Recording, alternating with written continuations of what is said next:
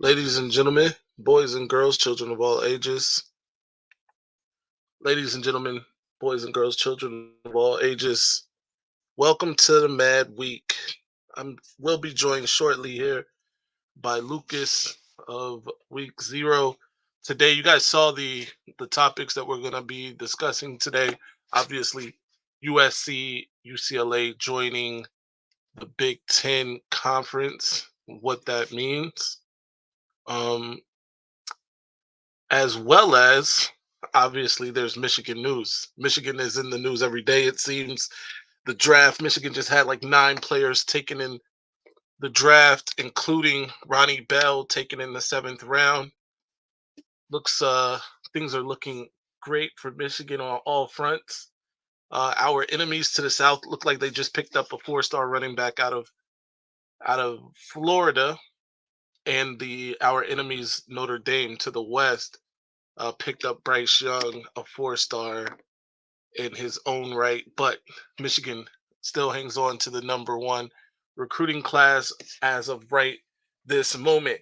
In the comment section, I saw some guys already talking about the advantages or disadvantages of UCLA and USC joining the Big Ten Conference. One of them that is very interesting to me is this one: moving Purdue to the east, putting USC and UCLA in the west will help keep time change down to only 2 hours difference. USC will help all West teams. One conference basketball might be okay.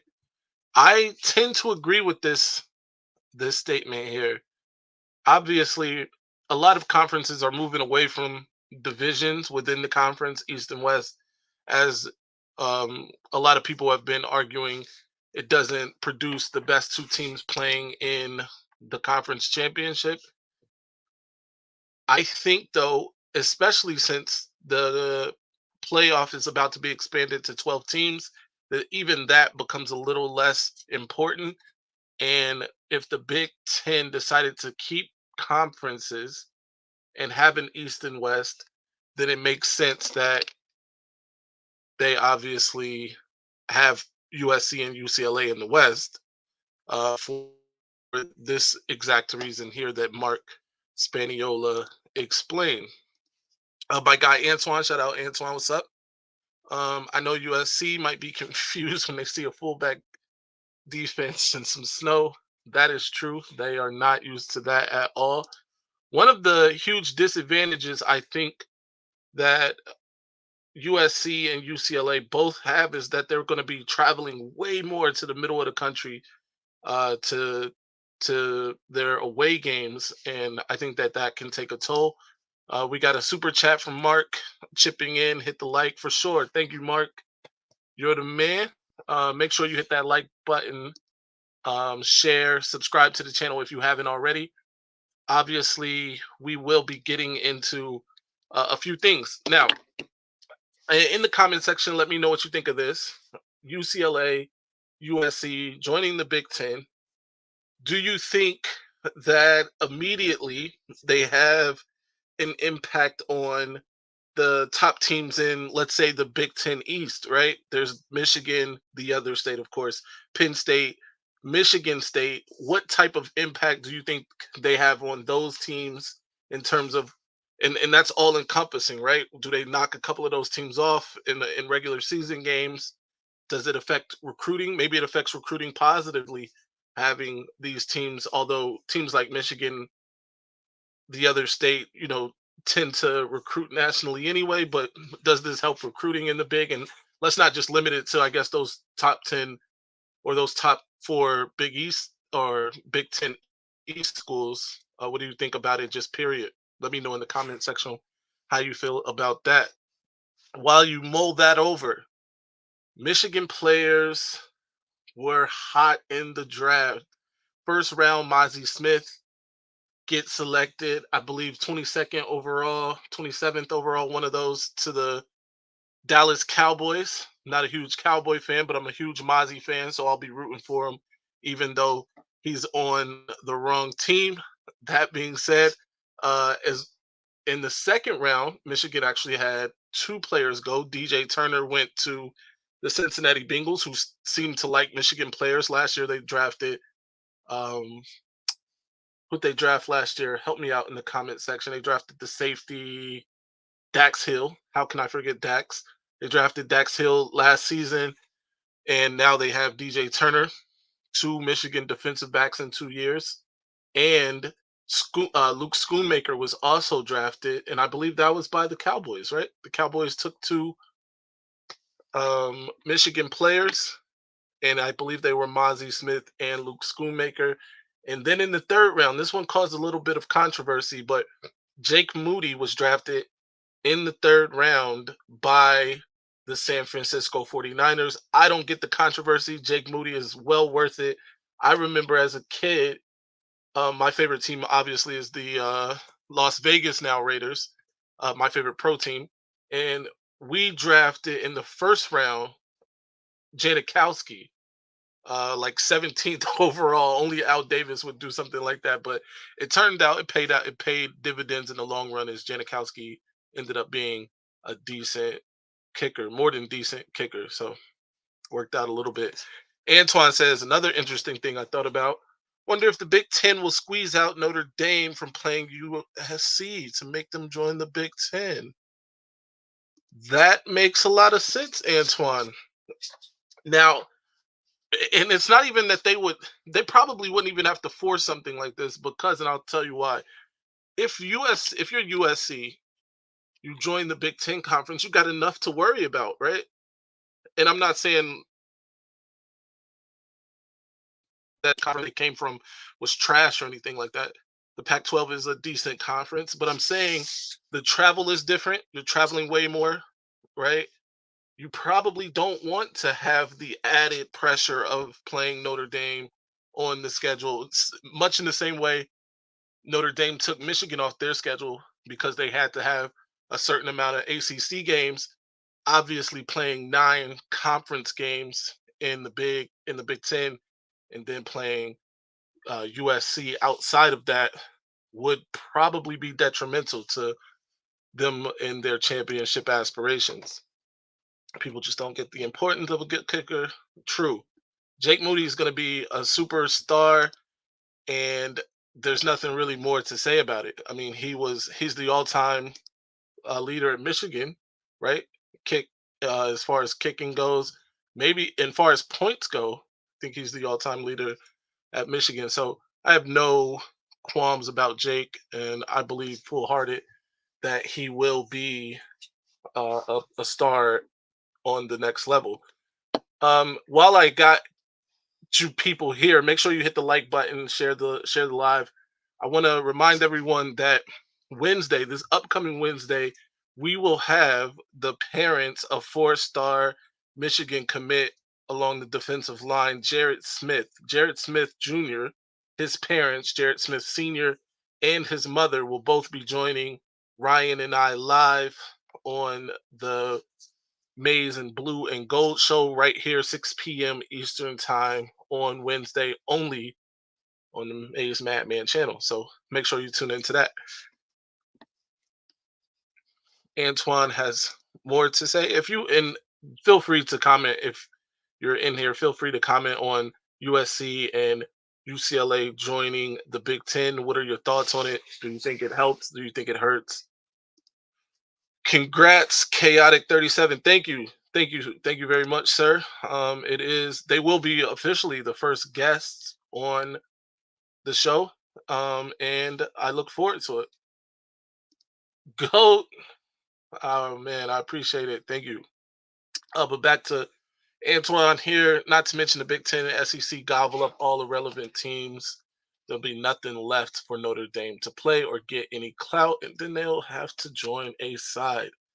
Let me pose this question. Let's say USC stops playing Notre Dame when they join the Big Ten. Do you think Notre Dame takes that as a slight and says, hey, even if they decide to join a conference, they join the ACC, or Lord forbid they join the SEC, although I don't see that happening. But do you think that that's a possibility? Who's better, Donovan or Blake? Man, this is a great question, and it's a tough question to ask. The all around back, I would lean towards Donovan. For just pure running back, I'm gonna lean towards Blake. Blake made a lot happen when in situations that he didn't have a lot um, of help, if you will. Open field, I don't think it's a question in terms of making people miss. Blake's a little better. Straight line speed, that may be man. Donovan showed me he had some speed for sure. I'll give a slight edge to Blake, straight line speed, but certainly quickness in the box, Blake, and the ability to make people miss Blake. But running, catching, all those things combined, blocking even, I'll give the nod to Donovan. I know I didn't answer that question as straight up as you like. My apologies. The ACC is on the decline. It's just a slower death. I agree with this. They are on the decline. You have what the crown jewel of that conference is probably between Florida State and Clemson, right? And both of them seem to want out of the current deal. So it's just a matter of time, I believe, before that whole thing is blown up. We'll have to see. I think it's unfortunate, man, what's happening to college football on some levels. But I can't complain, right? I'm a fan of a Big Ten team. The Big Ten seems as healthy as ever. So, and not just the Big Ten, but Michigan it's themselves are doing great. So I'm not going to complain too much, but it does suck what's happening to some of like the rivalries and things like that uh, among or throughout the country. They're begging for money. Yes, they are. They see the checks that have been written, right? The big got a lot of money from multiple TV networks. SEC the same. I'm not even sure if the SEC's deal is done, but the writing is on the wall. They're going to get a lot of money. So there's that, and the ACC kind of signed that deal a while ago that has them locked up until like 2035 or 36, and they want out of that. So, in order to and to be fair to them, and I know it's a long way before their deal is kind of done, or I mean, yeah, before the it's run its course in terms of expiration. But to be fair to them, it's going to be hard to compete with the SEC and the Big Ten if they can't work out a different deal and get more money. So, I mean, that's pretty straightforward.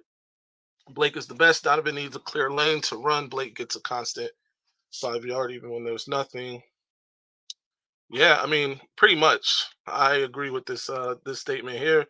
I don't know if Blake needs necessarily a clear lane, but it certainly helps. I'll give you that for sure. Notre Dame versus USC is a Big Ten positive as is. That's true. That's true. This is also true. So Mark is on to something here. But uh, expanded on this just a little bit, Mark. Do you do you think if that game was to be nullified or canceled going forward, do you think that helps the Big Ten's chances of getting a Notre Dame in the conference? And here we go. Yo, hey, I had to hustle over to the computer. I had totally things going on, got a new tattoo, whatnot, all kinds of Oh, stuff. sweet man, sweet. So I just started the conversation on USC UCLA. What are some of your thoughts? Obviously, My thought is that I mean, I think USC is probably gonna I think they're gonna be a top tier. You're talking obviously when they get over to the Big Ten, I'm assuming. Um I think they're going to be a top tier team in that conference. However, I mean, they've been middle of the pack. Um, they're 1 and 2 in Pac-12 titles. right? I mean, every game since what was it like January of 2005. USC fans like to say that they don't matter. Every game since January 2005. So I don't see them changing up much. I mean, I do think Lincoln Riley's a better coach, but like I've told you before, I do think Lincoln Riley's probably going to be in the National Football League within the next couple of years, if not next year. And then Cliff Kingsbury is going to take over. We'll see how that goes. Right. Yeah, we'll see how that goes. Do you think Lincoln Riley's waiting on a specific job opening in the NFL? Well, I don't know who he really has ties to. If I knew that, then I would say probably yes, but I'm not really sure what kind of coaching tree he comes from. So I can't say right now, but I mean, whatever nowadays, whatever offers you the most money, it's, that's where you go. And right now, USC is probably offering him more money than some NFL teams, but, Right. the right situation comes along, and, never say never, I would say, with Lincoln Riley, because Absolutely. No, I agree with that. There was obviously even when he was at Oklahoma, there was some smoke about him possibly going to the next level, and by that I mean to the NFL.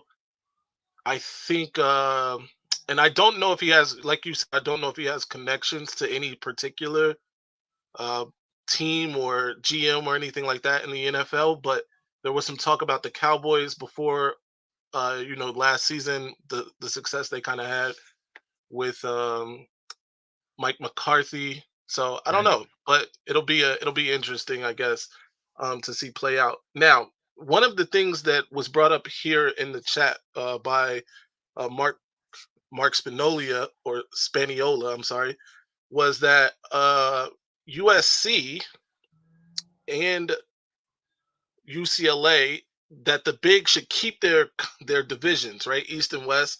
Put Mhm. USC and UCLA obviously in the West, move Purdue over to the East, and that way the time difference is only 2 hours for them in terms of playing a lot of those West teams. Right. What do you think about that? I mean, all in all, I really don't think it matters that much. Okay. Only because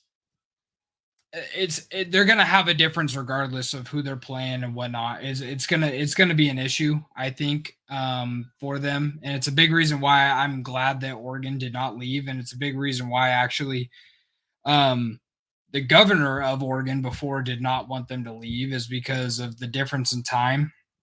Right. Um, I don't, but honestly, I don't think it's gonna make too much of a difference. It does make sense, but all, and in the grand scheme of things, I think it's gonna end up being just about the same. Where it's like they're gonna be playing, um, East Coast games or Central Time games, Right. at different times when they would usually be playing Pacific Time. Absolutely. All right, so let's get into it a little bit.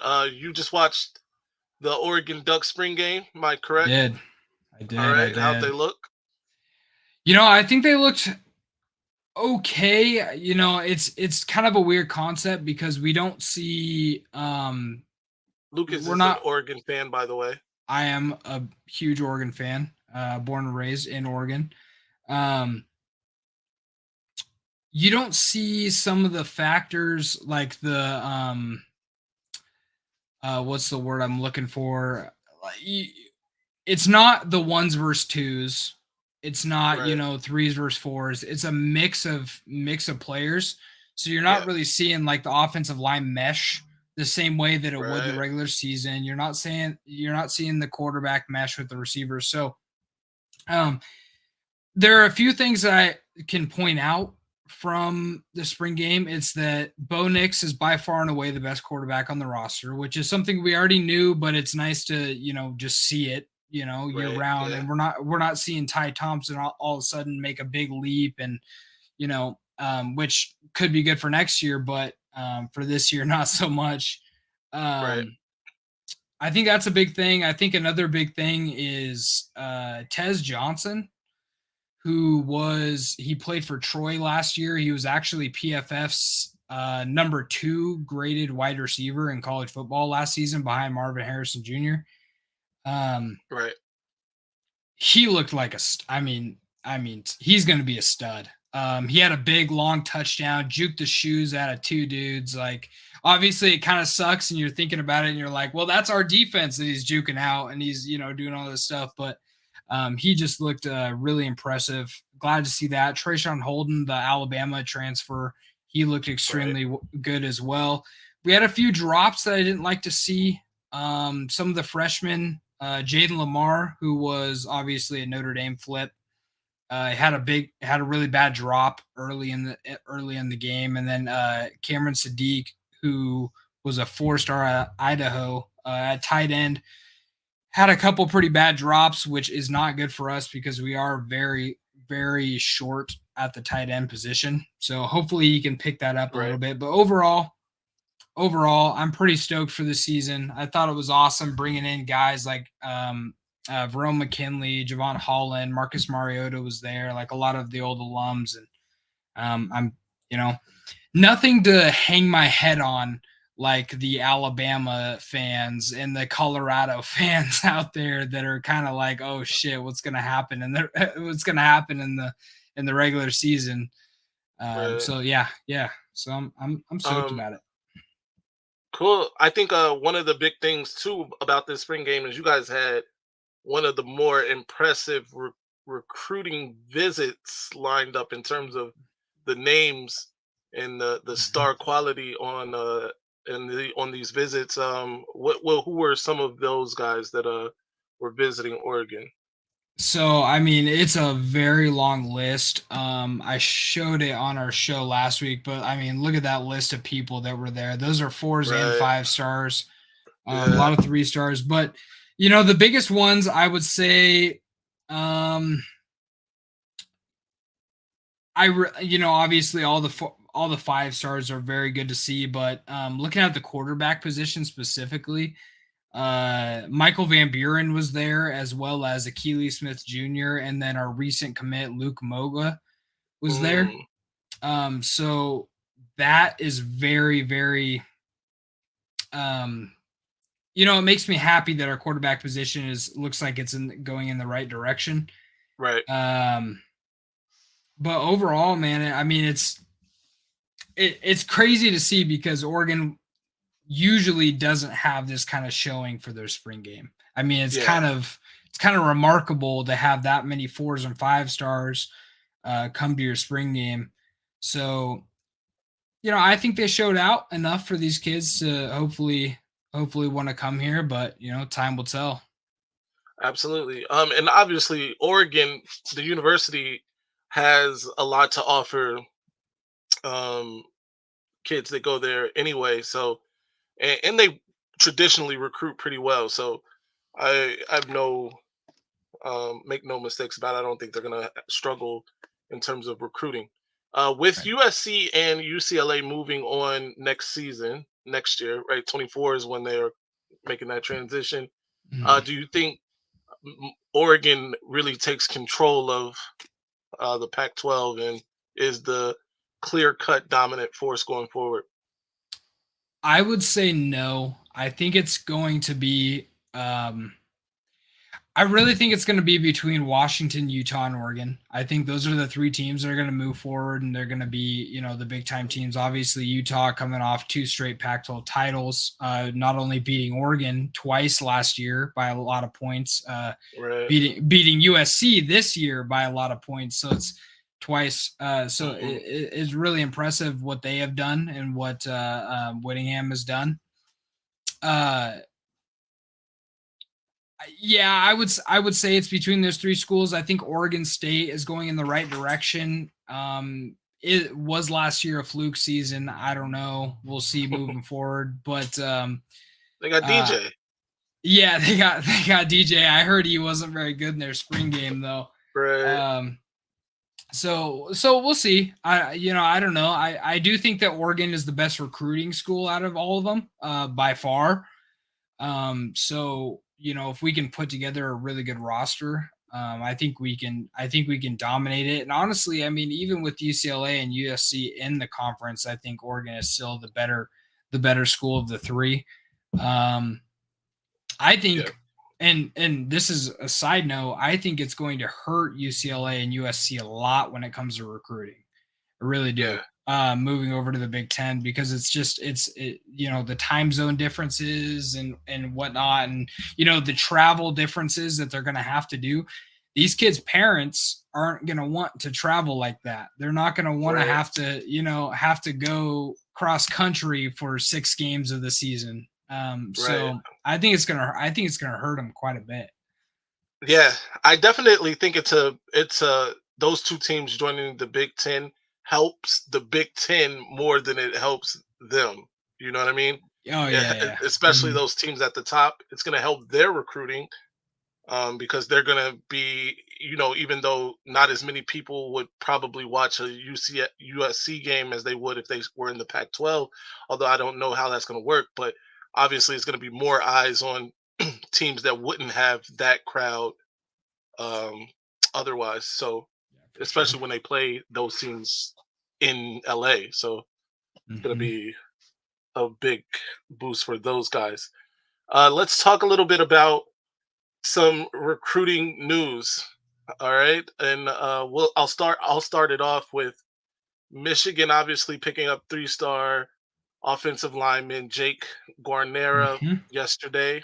Um, Adding to an already hefty haul at the offensive line position. He is an interior offensive lineman. In fact, I think specifically a center, which is big. But Michigan again is doing pretty well recruiting offensive linemen. Offensive line coach Sharon Moore, also the offensive coordinator now, has done an excellent job recruiting and developing offensive linemen at Michigan. That probably won't change this year, and the dividends are paying off in terms of back-to-back Joe Moore Award winners because now recruits are seeing it and committing. Obviously, you move on from that. They got a kicker in the portal out of Louisville. Um, he broke the Louisville single season record last year for accuracy. So that's big because they lost another big kicker in Jake Moody, who was drafted in the third round, by the way, by San Francisco. So Right. there was that. Other than that, though, our immediate enemies, right, the other state, did pick up a speedy running back out of Florida. They also picked up Jordan Lyle out of the transfer portal from Notre Dame. So everybody seems to be making moves right now. What's going on in Oregon? Some big stuff. Obviously, I mentioned Luke Moga, who had just committed. He was a 3-star, 6'2", 200-pound quarterback. And he moves like the wind. This guy is fast as all hell. Um, Right, which which speaking about him in some aspects, it's kind of worries me a little bit because I remember back when we got Braxton Burmeister, his entire film was just him running the ball. There was no passes. It was just him running the ball. It's kind of the same with Luke Moga. So right. obviously we know how Burmeister turned out at his like fourth school, I think, in college now. So that wasn't great, but a big add at the tight end position in Casey Kelly, a Hmm. transfer former walk on at Ole Miss. Um, I don't know how good this kid's really going to be, but it is huge to add at the tight end position. And like I mentioned earlier, in a very slim position that we have right now. Yeah, With really, I mean, we only have 2 returning tight ends and then a couple freshmen, back behind them. So, it's nice to get some of that depth. Other than that, there hasn't been really a whole lot of movement, other than obviously, like we spoke about the spring game, just having all those guys. I could see 2 or 3 recruits commit within the next probably month. I could see right. for the 2024 class. Right now we're ranked number 9. I think you guys are what, one right now in Yeah. Now 247. we may be two here shortly, but I think yeah, right now we're number one. I go 100% based off of 247. I don't know about you, but I trust them the most out of any recruiting recruiting Yeah, we're site. still we're still number one right now. There you The are. other Yeah. state did move up, but 247 still has us ahead. So we're still down at number 9, but I could see us moving up into the top 5 by the signing day for 2024. Obviously, it's a long ways away, but I could see us getting up into the top 5. Dan Lanning is a great recruiter, so and it's showing. Other than Right. that, though, we really haven't. I don't think there's going to be a whole lot of movement next couple days, but this next month, I think it's going to be huge for us. Yeah. I think one of the visitors on that list that you have is Dylan Stewart, Mhm. if I'm not if I'm correct. 5-star edge rusher out of Washington D.C. He is very hotly, well, a lot of schools are after him. Obviously, he visited Michigan, visited the other state. They were given a crystal ball. Then South Carolina was thrown in there, Alabama. Obviously, he's Mhm. now made his way to the West Coast to see Oregon. What do you think are the chances that Oregon land? Are you hearing strong things about Oregon and Dylan Stewart? Not really.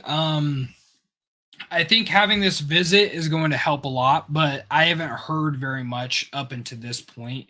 I think the biggest guys that we're really, really pushing for are Justin Williams and Elijah Rushing. I think those are the two guys that Oregon is really, really, really pushing for right now, and what I'm hearing a lot from Oregon Twitter and whatnot, and the recruiting. Um, but I haven't seen much on Stewart at all. Right. But I mean, that's not to say that This this visit. visit isn't going to change Right. things. I mean, we've seen it. Oregon has seen it a lot where they are usually recruits last visits. Yeah. They'll go somewhere, visit, and then come to Oregon, visit, and then recruit and then commit to Oregon. We've seen it quite a bit, but it's tough to get those East Coast guys. It's tough to get those East Coasters, man. Yeah. It's super difficult. Luckily, Dan Lanning has been on that side of the world for a long time, so he can kind of Right. pull these guys. And seeing some of these um, old Dan Lanning recruited players get drafted from Georgia in this last draft class is really, I think, is going to end up helping us a lot on the defensive side and the offensive side, honestly. But yeah, nothing too much on Stewart. I think rushing is like the number one guy Oh that yeah. everybody wants so bad. Everybody wants Elijah Rushing so bad. I think right now, I think it's between us and Notre Dame. So Yeah. I'm hoping we can steal that one from our boy He Ryan. does have he did schedule officials to both Oregon and Notre Dame, right? Yes, he did. Michigan did not get one of those officials yet. I think he's only scheduled 4 so far. So hopefully we can try to get one of those. That would be excellent. All right. So we've talked a little bit about the recruiting. We've talked a little bit about USC, UCLA joining the Big Ten. Now let's talk a little about where Oregon finishes in this upcoming season. I'll share my thoughts on Michigan this upcoming season. And do you think Oregon makes the CFP? Um, Pretty biasly, yes. I have done all my predictions for the Pac-12. I've Okay, done all my predictions for the Big Ten, all their wins, right. losses, I saw that everything. actually. Um, Looked very good. yeah, so I do think that Oregon finishes the regular season 11-1. I think we drop one to USC because it's kind of like one of those late season Oregon, drop games that we do pretty much every year. Right, Fortunately, I do think USC loses 2 games this year. So, and with the format of the Pac-12, it's obviously there's no North and South anymore. right, So I think Oregon gets to the Pac-12 championship, and I think they do win that, and I think they do end up in the college football playoff. I just think their defense is going to take a big step up, and that offense is, if it gets any better than it was last year, I think it's going to be one of the best in the country. If it stays the same as it was last year, it's still one of the best in the country. So, yeah, Right. I really do see them going 12-1 throughout there until the CFP. As far as Michigan goes, nothing has changed for me the past 3 seasons. I don't think they lose Yeah. a game. I don't think they lose a game. Maybe that's a little bias on my part too, because I've been riding them so hard for the last 3 years, but I just really don't see them losing the game. Obviously their biggest games are against Penn State and Ohio State. Yeah. But you know, I don't see Nebraska getting all that much better. I don't see Minnesota getting all that much better. Michigan State as well, Maryland, Purdue, Indiana. I see those as pretty easy wins. It's just getting past Penn State and Ohio State. The other Yeah. state, since I'm Right. on Right. here, the other Right. state are the big ones. And I think with the talent that Michigan brought back this year, I think they're going to get it done. I'm glad you brought that up. Actually, the talent they brought back. In the comment section, guys, give us your predictions for the Pac-12 and the Big Ten if you have them. Who wins those divisions, or those conferences rather? So I'm glad you brought that up about the returning talent. I think Michigan's returning something like 80 something percent of their production from a year ago, and they also just had 9 players taken in the NFL draft. Now, granted, a lot of those players were taken in rounds 5 and Mhm. below, but 9 players taken in the NFL draft is still pretty hefty. I think only Alabama and maybe one or two other teams have more teams taken. In fact, we had more players taken. I'm sorry, more players taken than the other state in this draft, which is always a great thing. But they like to move the goalposts a lot anyway, so they'll say, we had 3 players in the first round, which is true. So Yeah, there is right. that. Um, so I coming into this had USC winning the Pac-12. In all transparency, I think they have the best offense in the Pac-12. It's gonna one of the best offenses in the country. Obviously, Oregon also has a tremendous offense. Oregon plays better defense, which now is giving me some pause to taking USC. But at the same time, I think Caleb Williams is a difference maker, and he can make a lot of things happen. Obviously, against Utah, it didn't matter either time. And Utah is another team that's bringing their starting quarterback back too. Right. So those 3 teams are the class. Well, I can't even say that because Michael Penix in Washington is a real team. Um, but I still think they're a half a step back behind those other 3. Uh, and if I just had to pick right now, I would go with USC by like the skin of my teeth, to win the Pac-12. I think they probably go they probably drop one game this upcoming season in the regular season. And much like you, I agree with your assessment of Michigan. Now, I will say Penn State gives me a little bit of trepidation because we have to play in Penn State. I'm sure it's going to be a night game. I'm sure it's going to be a whiteout.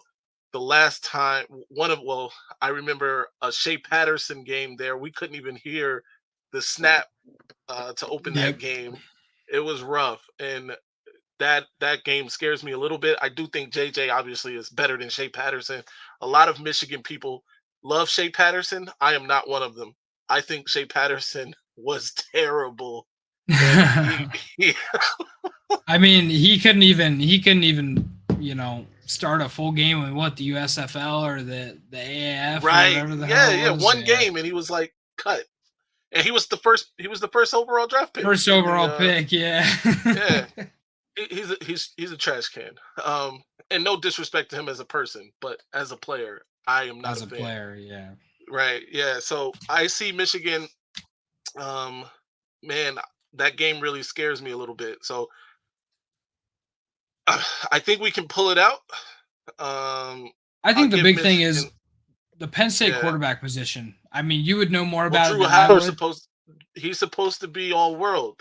Now, granted, he is a young guy who is just coming. This will be his first year starting. But he's a big, strong guy.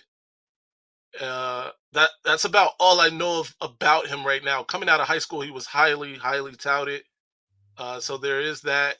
Antoine agrees that Penn State is the only dangerous game, because I do think Mhm. we handle the other state. In fact, I think the other state loses a few games this year, when they have a running quarterback. If they have a conventional quarterback like Drew, I wouldn't worry much.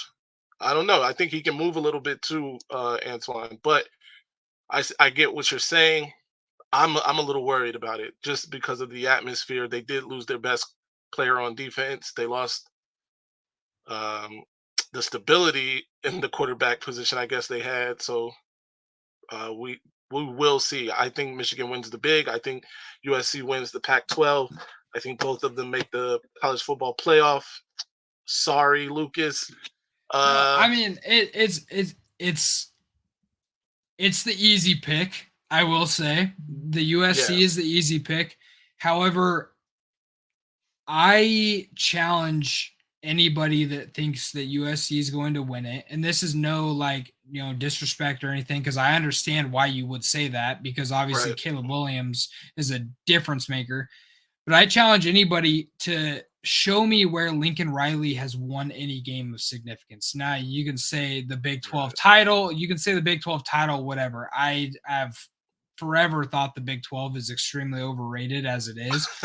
Um, I just really don't think it's that good of a conference, and I don't think it really ever has been. I Right. think we've obviously had some national championships out of the Big 12, as I Yeah. believe so.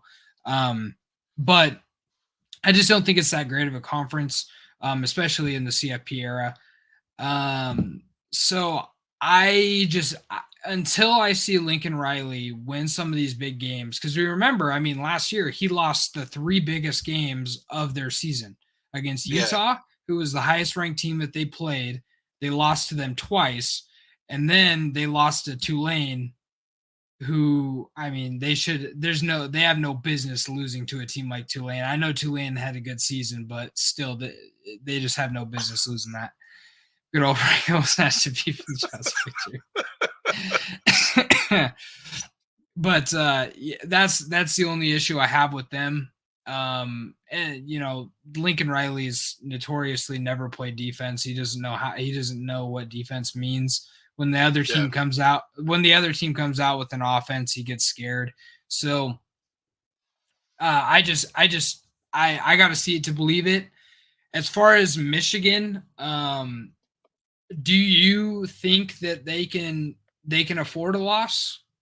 I mean, I think they can afford a loss. That's a good point. I think, now here's the thing. If that loss comes to Penn State, maybe not, because I picked Penn State to beat the other state, which means that they would be playing in the conference championship because they'd have the win over us, even if they dropped the game. Um, and I don't see them dropping a game to anybody else.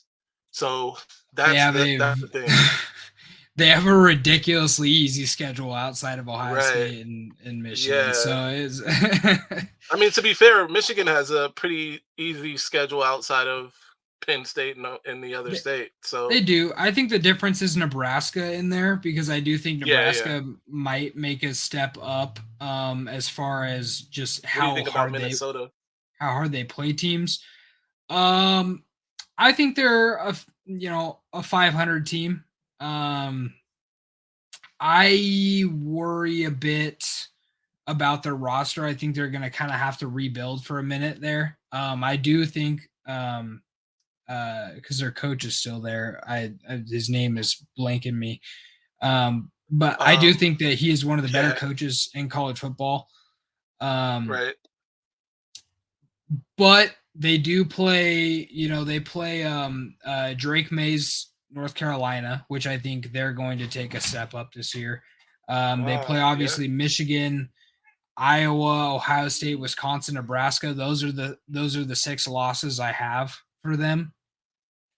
Um, But I think they're going to be just a lot like Nebraska, where they're going to play a lot of teams really tough. They're not going to just fall over like a Rutgers or a Northwestern. They're not going to, show their belly. I think they're going to play a lot of teams really, really tough this year. Absolutely. I think yeah, I agree with that. I agree with that assessment. I saw them on the schedule and I thought the same thing. They're probably going to be a scrappy team uh, for for a team like Michigan.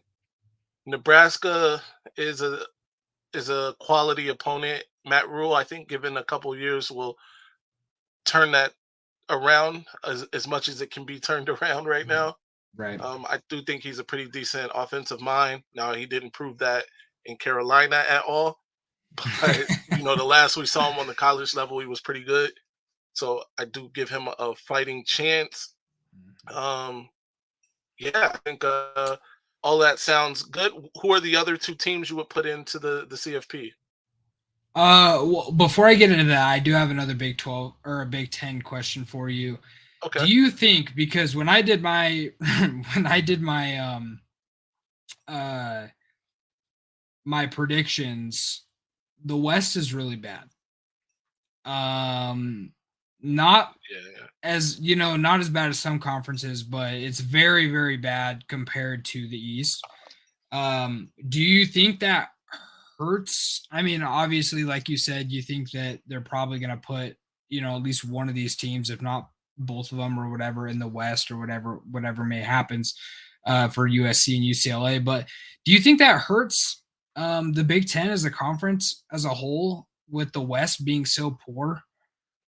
Especially I like do last think. year, like Purdue was not very good, Yeah, they and weren't. yeah, I think the so best case scenario last year would have been for Illinois to somehow make that college football playoff. They obviously played us. That was the scariest game for Michigan really last year. right. But anyway, I agree with you that, or I agree with that assessment that the Big Ten West has kind of like not held up their argument. In fact, they never won the Big championship. Was that even when Wisconsin was better? They didn't win that conference championship, so they are lacking. I think adding USC and UCLA to it will give them better name recognition for sure. Whether or not that they can hold up and against the Big Ten East teams is a sight unseen. So I don't know about that. UCLA, I think, is getting maybe too much credit too. By the way, in terms of like how I important they will 100% be. agree. Yeah. Um, and I just see They them as another Minnesota, or you know what I mean? It's not going to to be yeah, to me it was one of those like, you really want big brother, you got to take a little brother with you. Kind of a yeah, thing. Um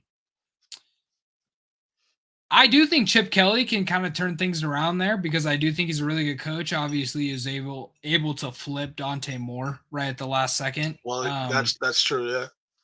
I do think he's a really good coach. So, maybe obviously he turned them into a ranked team last year when it was really not looking like it. Obviously, Dorian Thompson Robinson, I don't think he's a very good quarterback, but he was able to turn that team into a 9-win team.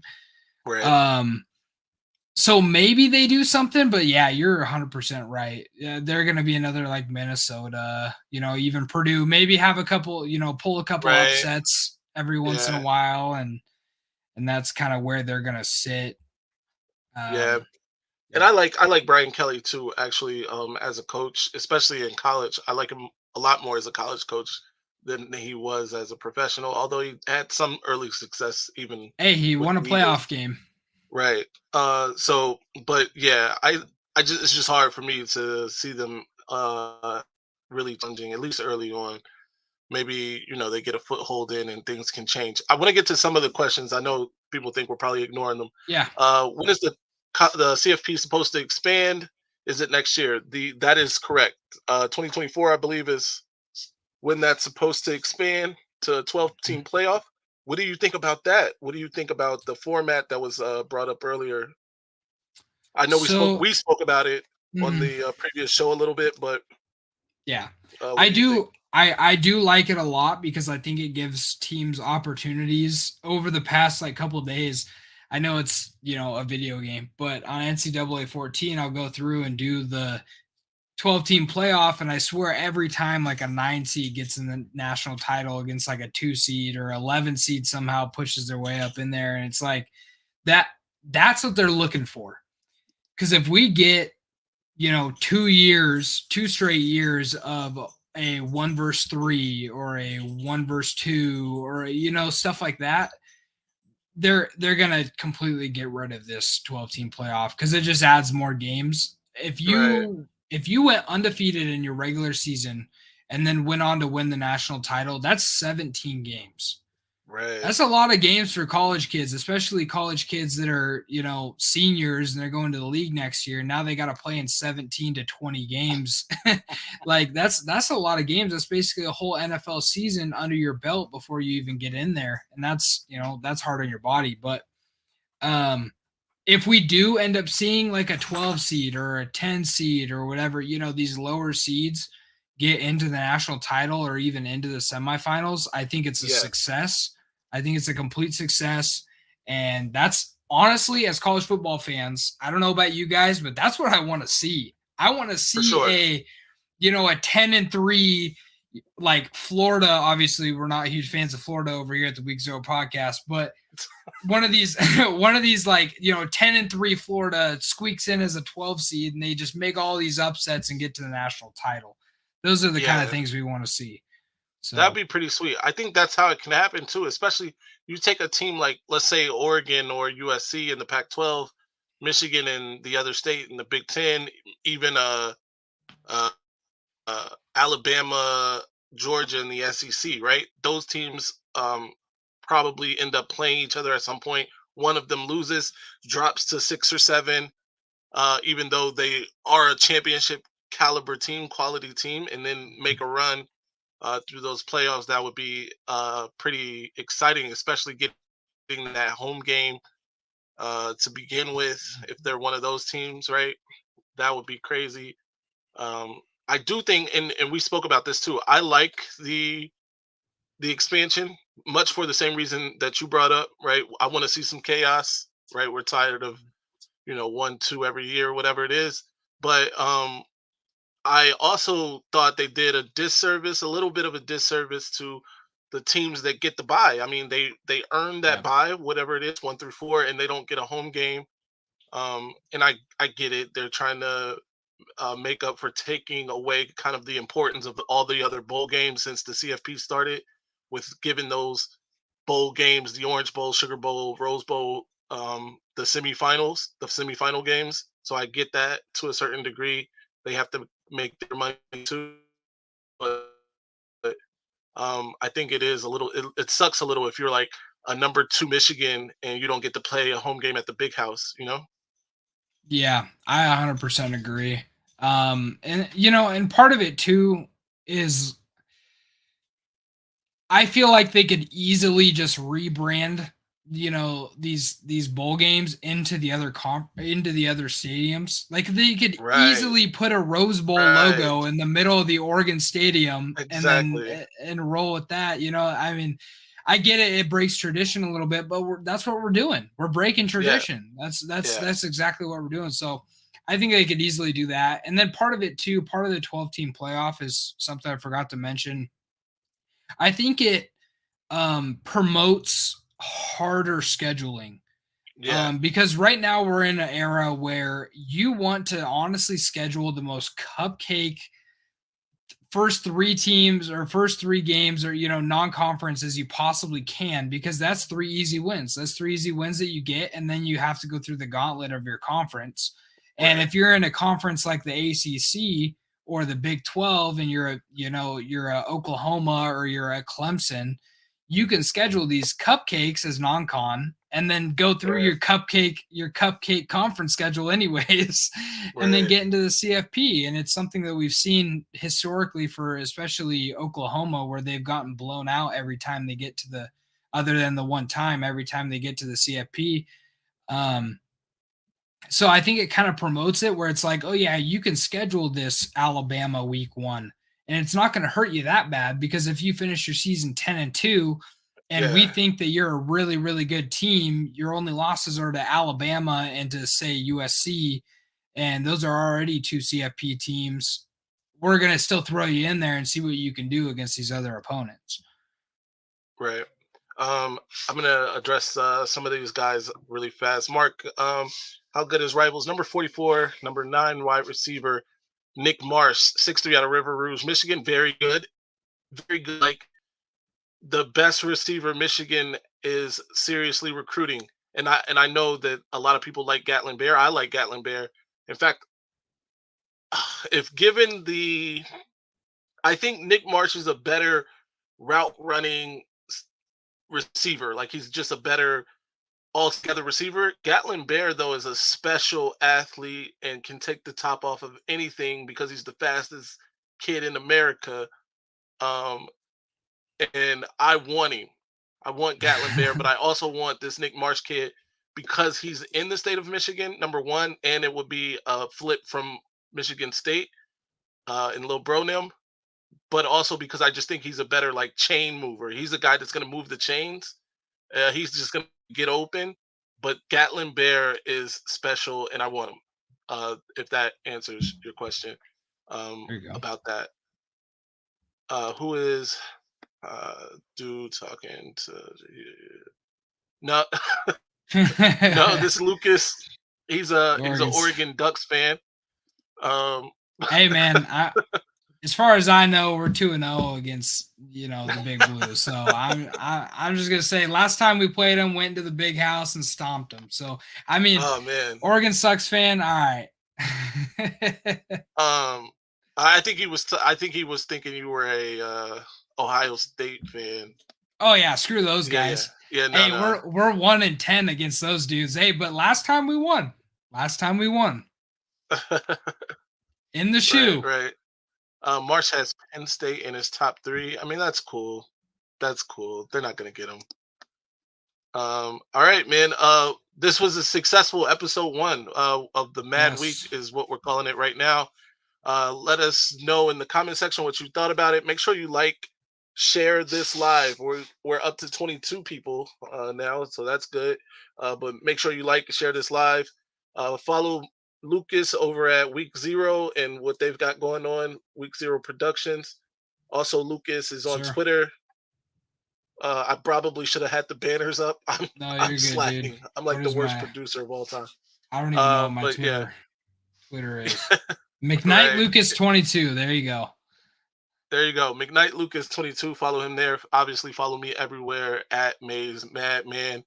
Until next time, stay angry, my friends. I'm Sir, upset. always.